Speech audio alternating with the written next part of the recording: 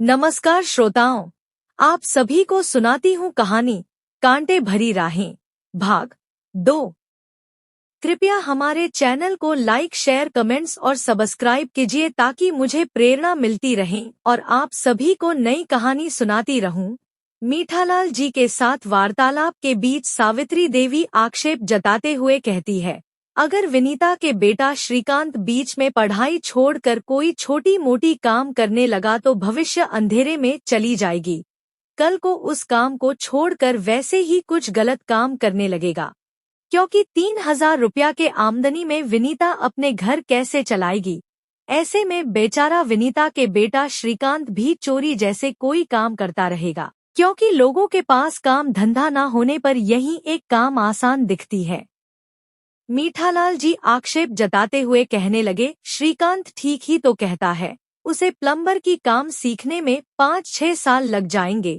इस तरह हमारे देश में जो लोग इस तरह के काम सीखते हैं, तो मान लो कि 5 साल में नए और पुराने लोग मिलाकर बहुत से हो जाएंगे।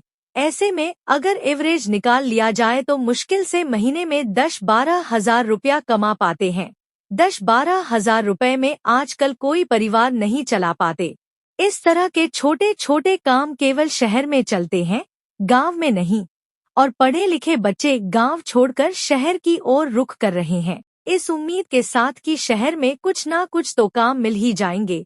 मगर उन्हें नहीं मालूम है कि शहर में तो और भी ज्यादा क्राइसिस है, क्योंकि सभी लोग गांव छोड़कर शहर में आकर भीड़ करेंगे तो शहर में क्राइसिस होना स्वाभाविक है। ऐसे भी पूरे साल भर तो काम नहीं मिलते। ऐसे में एवरेज मान लो कि साल भर में 200 दिन ही काम होती है। ऐसे में बाकी दिन उसे बिना काम के ही बैठे रहना पड़ता है।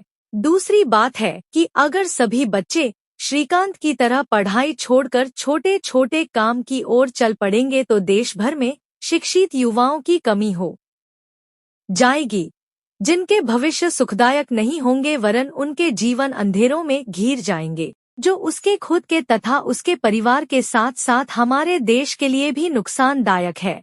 क्योंकि अगर लोग नौकरी से महरूम होने के कारण बीच रास्ते में ही दूसरी रास्ते पर चल देंगे, इसके मतलब यह होगा कि हमारे समाज में शिक्षितों की संख्या में कमी आ जाएगी।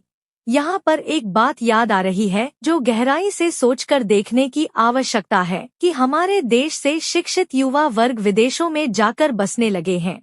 प्रथम कारण तो है कि उनके देश में उच्च शिक्षित युवा वर्ग की कमी है, मतलब कि जरूरत के तुलना में कम है।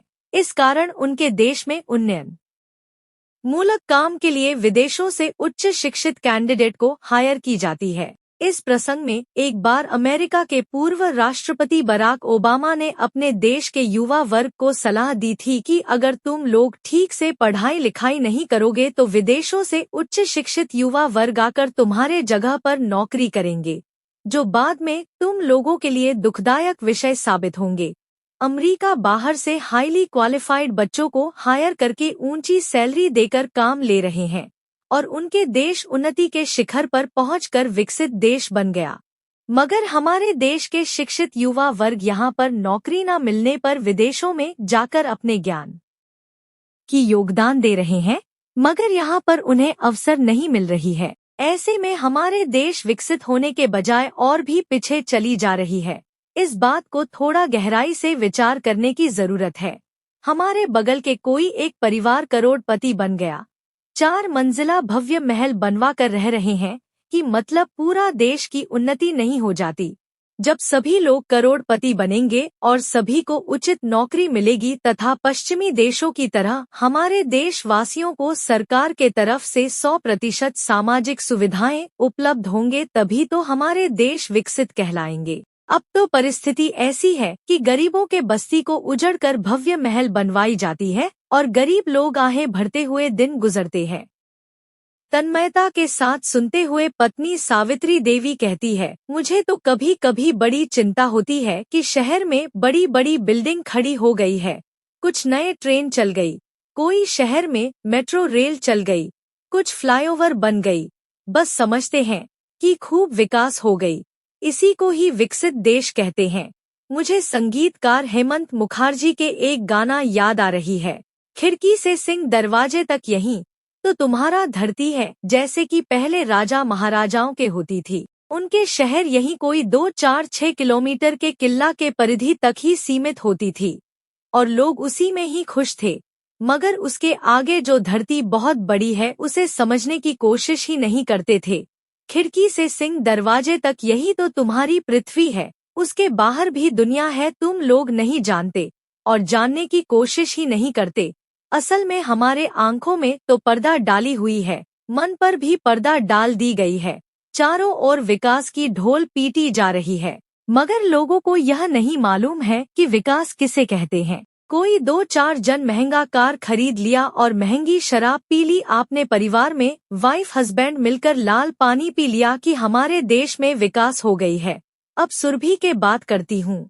उसके एक ही बेटा है, सुबोध के उम्र लगभग 32-33 वर्ष हो गई है। अब तक उसे कोई नौकरी नहीं मिली, ग्रेजुएशन करके बैठा है और चारों ओर कोशिश करते जा रहा है, मगर उसे अब तक कोई भी नौकरी नहीं मिली और बगैर नौकरी के ही ओवर एज होता गया। सुरभि के पति अनिमेष की हालत क्या कहें, आज तक उसे कोई ठोस काम नहीं मिला। जो भी छोटी मोटी काम मिलता रहा जिसमें परिवार चलाना मुश्किल है। आज के समय में उसे केवल रोज का 100 रुपया मिलता है। महीने में कितना हुआ? केवल 3000 रुपया। अगर नागा हो गई तो पैसा नहीं मिलता, ऐसे में उनका परिवार कैसे चलेगा? समाप्त। अगले भाग के लिए हमारे साथ बने रहिए।